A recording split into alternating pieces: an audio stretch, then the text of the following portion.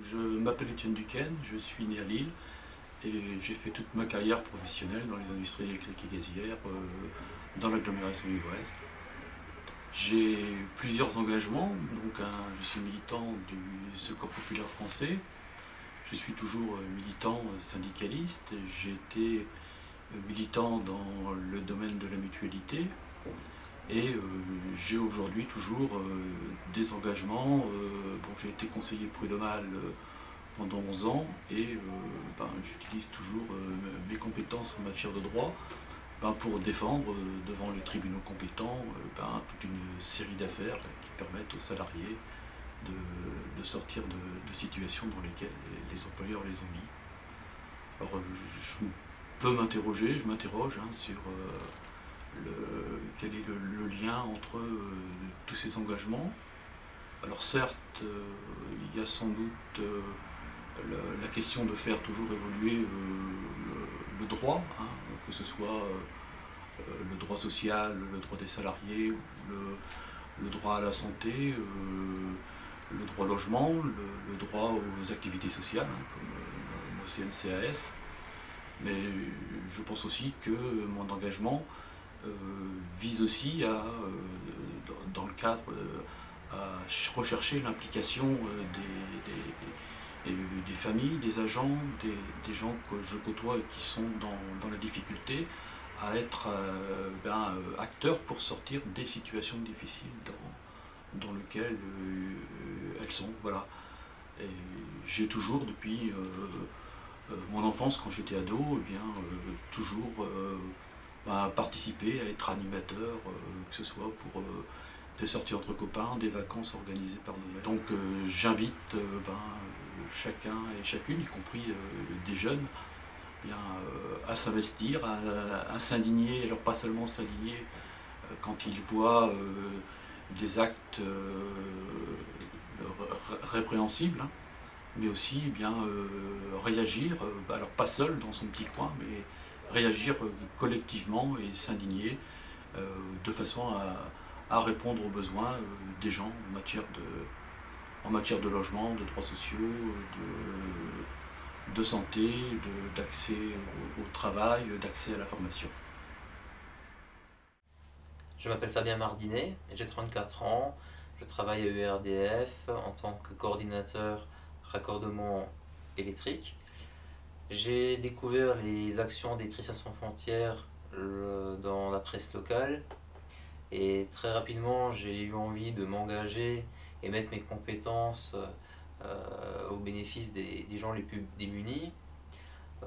Aujourd'hui, nous sommes encore 1,5 milliard de personnes au monde à ne pas avoir l'accès à l'électricité, essentiellement donc en Afrique, en Amérique du Sud et en Asie.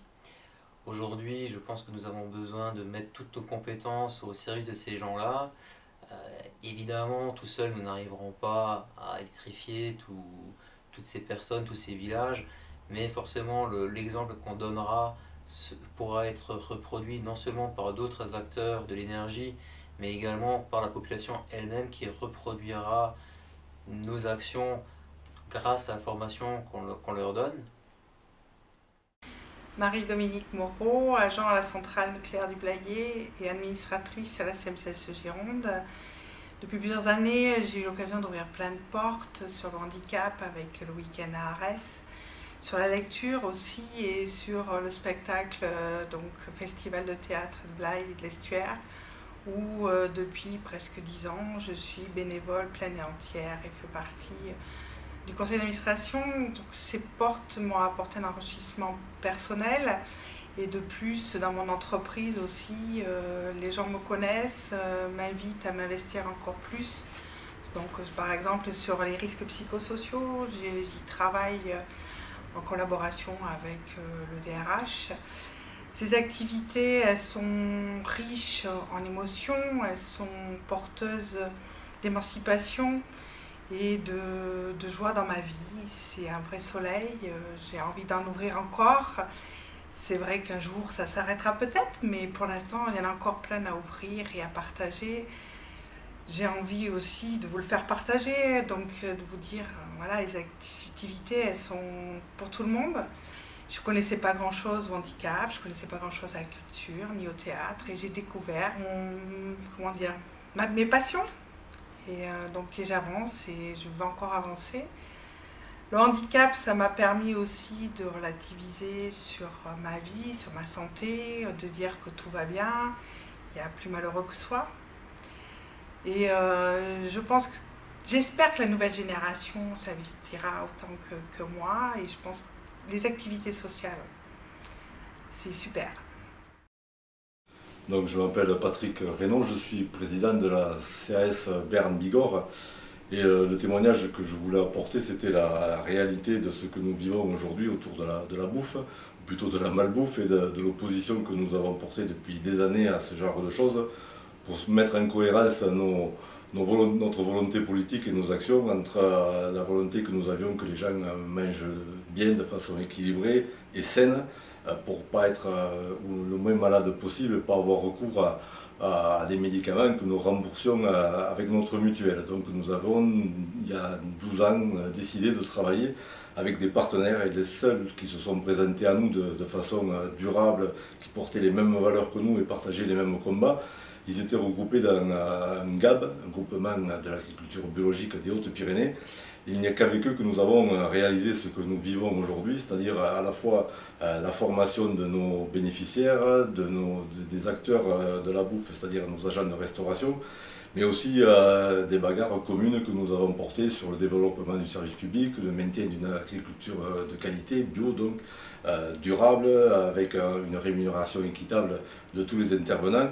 Et cette globalité des choses et ce partenariat que nous faisons vivre maintenant depuis plus de 10 ans, nous l'avons vécu qu'avec eux, et encore aujourd'hui, ce sont les seuls à tenir tous les bouts de la chaîne, puisque les relations que nous avons avec eux, elles sont plus que privilégiées. Nous travaillons en partenariat et nous sommes gagnants-gagnants dans le sens où ni l'une ni l'autre des deux parties ne cherche à tirer le maximum de bénéfices, soit d'un éventuel client, ce que nous ne sommes pas puisque nous sommes des partenaires, soit de trouver des bénéfices en pressurant les salaires des uns ou des autres. Nous en sortons par le haut, et nous avons créé pour ce faire un organisme original, puisqu'il s'agit d'une SIC, Société coopérative d'intérêt collectif, où autour de la table on réunit des producteurs, des consommateurs, des transporteurs, des transformateurs, chacun partageant les mêmes difficultés, portant les mêmes solutions. Et c'est ensemble que nous avons tiré vers le haut une alimentation pour nos centres jeunes ou nos centres adultes de qualité, équilibrée, à un moindre coût, préservant aussi les ressources naturelles et la santé de nos bénéficiaires. Et en ce sens, on pense qu'on affiche une réussite qui est fragile évidemment, puisqu'en face de nous, nous avons la grande distribution qui joue un peu sur le même terrain que nous, qui propose des produits bio, mais avec des méthodes de la grande distribution, puisqu'il s'agit pour eux de baisser les prix en achetant le moins cher possible à des producteurs qui ne s'en sortent déjà pas, et en revendant évidemment avec une marge substantielle, ce qui n'est pas du tout dans nos intentions à nous, qui cherchons au contraire à ce que chacun trouve une solution financière ou de qualité à cette problématique-là. Donc voilà, c'était ce témoignage-là qui me paraissait important de porter et que nous essayons d'élargir au maximum autour de nous, puisque nous rencontrons aussi des conseils généraux, des lycées, des élus politiques, en essayant de les convaincre du bien fondé de cette démarche-là qui respecte tous les intervenants de la chaîne alimentaire dans un intérêt commun et qui correspond au combat que nous menons aussi pour la défense du service public, l'intérêt des salariés, la défense du code du travail ou du statut du salarié. On se retrouve dans cette réalité-là, et c'est pour ça que nous parlons de cohérence et de globalité de nos actions. Donc moi je m'appelle Céline Rivaud, et voilà, l'engagement, je pense que je suis tombée dedans quand j'étais petite, en fait, dès que je suis née. Parce que je suis née dans une famille un peu d'artistes, avec une mère instite, avec cette relation au spectacle et à toutes les activités sociales qu'il y a tout autour en fait. Et j'ai grandi, j'ai commencé à faire du théâtre, j'ai fait de la danse, donc tout ce qui était vraiment relatif au spectacle, et j'adorais ça. Et depuis toujours, ma mère m'a toujours dit, toi tu veux tout faire, tu veux tout voir. Donc au début j'ai pris ça, je le prenais pas forcément très bien parce que je trouvais que c'était un peu péjoratif. Et en fait, je pense que c'est ça qui a fait ma force, parce que j'ai commencé à m'engager dans pas mal d'actions, Déjà, bah, je faisais partie d'associations et je me battais pour que ça existe et que ça résiste, parce que bah, ça, on en a besoin aussi. Et puis, bah, plus j'ai vieilli, plus j'ai eu envie d'aller découvrir ce qu'il y avait ailleurs. Parce que bah, ici, c'était bien, mais ailleurs, on dit toujours que c'est mieux. Donc bah, moi, j'ai voulu voir si c'était mieux. Et j'ai au moins découvert d'autres populations. Je suis pas mal allée, tout ce qui est Amérique du Sud, Afrique, là, je reviens d'Asie. Et franchement, oui, maintenant, aujourd'hui, je peux dire que je me nourris de ça. Alors après, moi, j'y vais pour moi, parce que ben, j'ai besoin de savoir, j'ai toujours besoin d'apprendre, besoin de voir ce qu'il y a. Et puis je me rends compte aussi que ben, on donne vachement plus.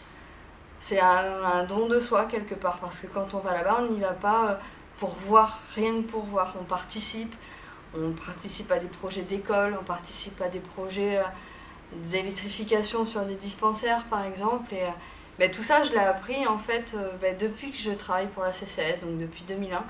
Et ça a été des opportunités, ben, pas quotidiennes, mais presque. Parce qu'on a l'impression que c'est une sphère, sauf que oui, c'est une sphère, mais si on va gratter un petit peu plus loin, et ben, on a toutes, pas toutes, mais presque toutes les réponses à nos questions, quoi. Et je me dis que ben, moi, si j'avais pas ça aujourd'hui, et ben, je pense que je serais moins riche humainement. Et puis ben, je me rends compte surtout que maintenant, c'est un besoin de découvrir et j'espère que ça s'arrêtera jamais. Je suis Christiane Merle, j'ai 62 ans. Je suis partie en inactivité de service en 2007. À cette époque-là, pour avoir quand même traversé pas mal d'activités avec la CMCAS de Saint-Brieuc, j'ai souhaité remettre le lien, enfin retrouver ce lien et effectuer quelques... Je ne dirais pas effectuer, hein, j'ai souhaité travailler au travers de quelques activités. J'ai repris l'activité centre aéré que je connaissais depuis les années 76-77, l'ASLV 1 où j'ai pris la présidence et le réseau solidaire. Lorsque je m'interroge aujourd'hui en 2013 sur tout ce que j'ai fait à travers ces activités, je pense en tirer de grandes richesses. Des richesses déjà sur le partage que j'ai eu avec différentes rencontres, sur le côté aussi donner pour recevoir, je veux dire, puisque moi je dirais que si on prend un engagement dans des activités, surtout en tant que bénévole, il faut s'engager de façon à retrouver nous aussi un certain plaisir. Donc aujourd'hui, en faisant un tout petit peu ce bilan, là je m'aperçois que c'est vrai, qu'on pourrait dire que si je pense à l'activité centre aéré, la richesse est d'avoir les enfants qui nous portent plus en avant et qui nous redressent, hein, je vais dire toujours, avec leur sourire, leur façon de s'exprimer, les petits mots sympathiques. Par exemple, lorsque hier, donc c'était mercredi, pardon, j'étais en activité centre aéré et qu'il y a un tout petit de 3 ans, hein, puisque nous prenons les enfants de 3 ans à 6 ans, qui m'a appelée mamie. Je vais dire que ça m'a réchauffée parce que je me suis dit, bah oui, c'est vrai, je suis une mamie et c'est vraiment sympathique cette relation qui s'est faite au fond avec ce gamin. Je dirais aussi aujourd'hui que depuis donc 2007, date à laquelle je suis entrée au réseau solidaire, je vais dire bah, j'ai grandi. Alors j'ai grandi pourquoi? Parce que dans le partage et l'écoute des anciens, c'est vrai qu'au départ il y avait des situations où c'était difficile, on s'investit, mais aussi on entre vraiment un petit peu dans la vie des gens et quelquefois c'est pas facile et c'est surtout pas facile de prendre du recul. Ça j'ai appris à le faire, parce qu'on a été en formation, parce qu'on a beaucoup parlé entre bénévoles et qu'on a effectué un stage avec IFOREP. Je pense que que ce soit sur la SLV ou les activités du réseau solidaire, ça aura été une richesse. Cet engagement, je l'ai voulu, je le veux encore et je ne pense pas que je suis prête à le laisser parce que ce plaisir que j'ai à donner me renvoie aussi tellement de belles choses. Tout à l'heure, je pense que quand on était en conversation, je parlais que la solidarité, c'était un grand mot. Moi, je dirais que d'être solidaire des autres, c'est peut-être pas inné, mais je pense que c'est quelque chose qui se construit, qui se partage et qui évolue tous les jours. Salut, je m'appelle Damien, j'ai 38 ans, je travaille dans un grand groupe électricien, EDF. Mon engagement à moi a été tout au long de ma vie, hein, de parents très engagés dans le milieu associatif, politique, syndical. J'ai gagné en fait finalement l'habitude, pour moi c'est complètement naturel la logique de l'engagement. J'étais président d'une association d'élèves dans mes études. Depuis que je suis chez EDF, je suis engagé en fait dans une association de salariés des industries électriques et gazières, qui est l'association Energé. Alors Energé, ça pose beaucoup de questions. Energé, c'est une association, l'association des homosexuels des industries électriques et gazières. Et on nous pose toujours la question, mais pourquoi créer une communauté homosexuelle, en plus en entreprise, alors qu'on cherche à être intégré à la société? En fait, il faut bien comprendre une chose, c'est que on apprend finalement dans une communauté homosexuelle, on apprend à laisser tomber des barrières qui existent dans la société traditionnelle, dans le monde de l'entreprise notamment, où finalement on ne parle pas de ces choses-là, on ne parle pas des choses intimes. Et en fait, force est de constater que nos collègues hétérosexuels mettent la photo de leurs enfants, de leur vie privée sur leur poste de travail, des photos sur le bureau, et finalement, en tant qu'homosexuel, on s'interdit ça parce qu'on sent que c'est pas, ça risque, on a peur que ce soit pas bien accepté, etc. Et donc du coup, l'aspect communautaire est là pour faire en sorte que les gens apprennent à vivre en communauté. On laisse tomber ces barrières, du coup on apprend à vivre avec ce qu'on est vraiment. Et c'est vraiment le sens de cette possibilité-là qu'on offre aux salariés homosexuels, c'est d'apprendre à vivre avec ce qu'ils sont pour pouvoir être mieux intégrés dans la société. Le but du jeu, c'est un peu comme les restaurants du cœur de Coluche, c'est de disparaître, c'est qu'il n'y ait plus besoin d'Energé. Et pour avoir une société qui fasse l'inclusion de toutes les diversités au final. Et l'orientation sexuelle n'est qu'un axe en fait qui permet justement de développer la logique de l'acceptation de tous avec toutes les compétences, avec toutes ces diversités. Et moi personnellement, ce que j'ai retrouvé dans cet engagement, c'est d'apprendre à me connaître moi-même, parce que j'ai été porte-parole, finalement je porte la parole d'une communauté homosexuelle, et donc du coup je parle moi-même de mon intimité, et parler de cette intimité là finalement, et de rencontrer les autres et de s'enrichir avec les autres qui sont si différents, ça me permet moi d'avoir finalement le retour de leur regard des gens de l'extérieur, ça me permet de mieux me connaître, et vraiment j'engage, le terme est à propos, mais j'engage tout le monde à développer justement un certain investissement de son temps, de son énergie dans l'échange avec les autres, parce qu'on apprend à se connaître soi-même. C'est vachement bien. Essaye. Je m'appelle Jérémy Roux, j'ai 28 ans, je travaille sur l'URJ Île-de-France Ouest à Massy. Et donc je suis ici parce que je crois en l'humain, et donc au travers des valeurs de solidarité, d'entraide et de partage. C'est des valeurs que j'ai apprises et qui m'ont été inculquées au travers de ma vie professionnelle, de ma vie personnelle. Au travers de ma vie professionnelle, c'était notamment au travers de mon tuteur et des collègues qui m'ont fait partager eux-mêmes leurs valeurs et dont j'ai totalement adhéré. Ces valeurs, il est important de les faire vivre, de les transmettre aussi. C'est quelque chose qu'il faut vraiment porter.